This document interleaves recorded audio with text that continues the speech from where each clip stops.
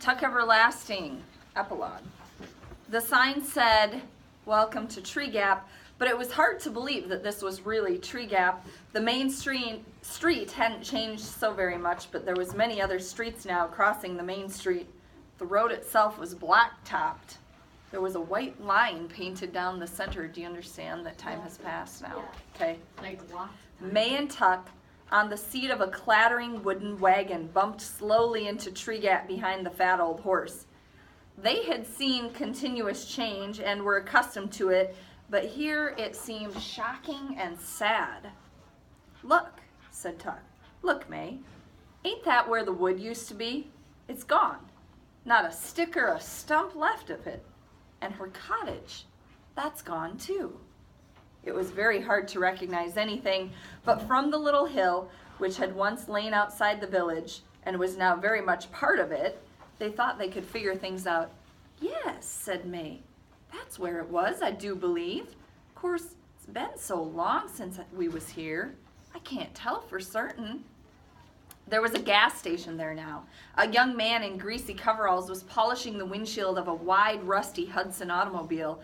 As May and Tuck rolled past, the young man grinned and said to the driver of the Hudson, who lounged at the wheel, "Looky there, in from the country for a big time." And they chuckled together, right? They're making fun of May and Tuck because they're in an old wagon.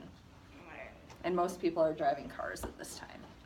May and Tuck clattered on into the village proper, past a Catholic mixture of houses which soon gave way to shops and other places of business, a hot dog stand, a dry cleaner, a pharmacy, a 5 and 10, another gas station, a tall, white frame building with a pleasant veranda, the Tree Gap Hotel, family dining, easy rates, the post office. Beyond that, the jailhouse, but a larger jailhouse now, painted brown, with an office for the county clerk. A black and white police car was parked in front of it, with a red glass searchlight on its roof and a radio antenna, like a buggy whip fastened to the windshield.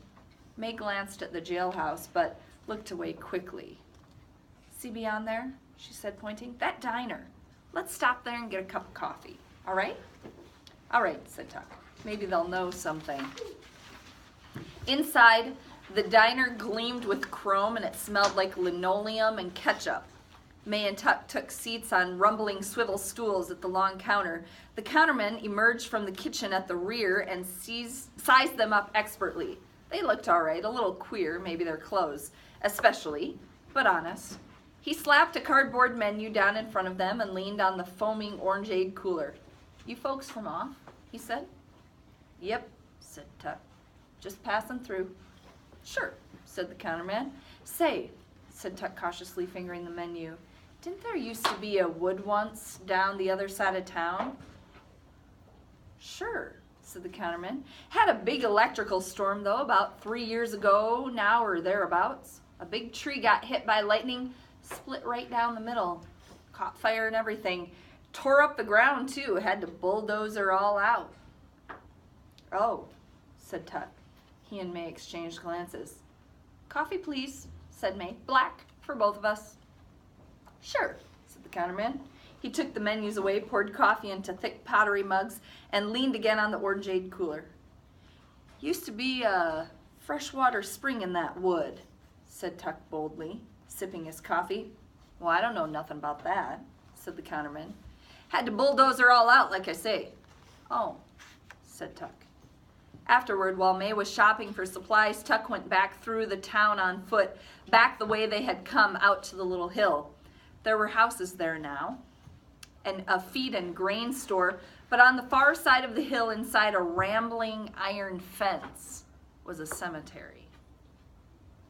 So you know that fence that used to be around Hurt Winnie's home? That's now a cemetery and the house is gone. Picture that? Ooh. Tuck's heart quickened.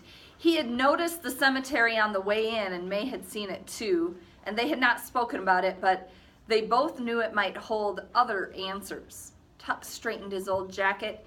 He passed through an archway of wrought iron curlicues, and he paused, squinting at the weedy rows of gravestones.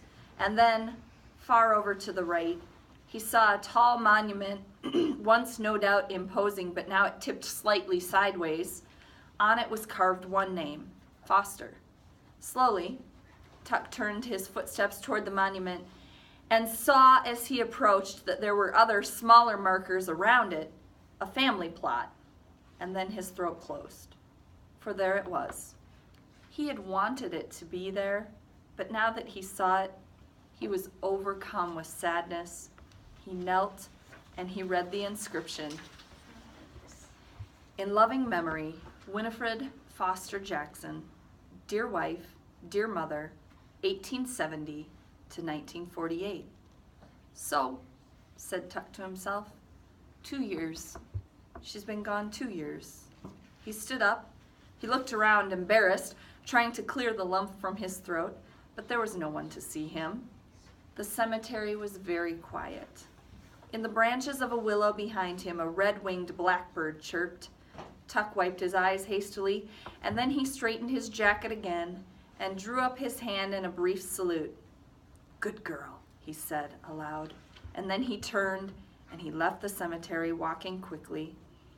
Later, as he and May rolled out of Tree Gap, May said softly without looking at him, She's gone? Tuck nodded. She's gone, he answered. There was a long moment of silence between them, and then May said, Poor Jessie. He knowed it, though, said Tuck, at least. He knowed she wasn't coming. We all knowed that long time ago. Just the same, said May, and she sighed, and then she sat up a little straighter. Well, where to now, Tuck? No need to come back here no more. That's so, said Tuck. Let's just head on out this way. We'll locate something. All right, said May, and then she put a hand on his arm and pointed. Look out for that toad. Tuck had seen it too. He reined in the horse and he climbed down from the wagon. The toad was squatting in the middle of the road, quite unconcerned. In the other lane, a pickup truck rattled by, and against the breeze it made. The toad shut his eyes tightly, but he did not move. Tuck waited till the truck passed, and then he picked up the toad and he carried it to the weeds along the road's edge. Darn fool thing must think it's going to live forever, he said to May. And soon they were rolling on again, leaving Tree Gap behind, and as they went, the tinkling little melody of the music box drifted out behind them and was lost at last far down the road.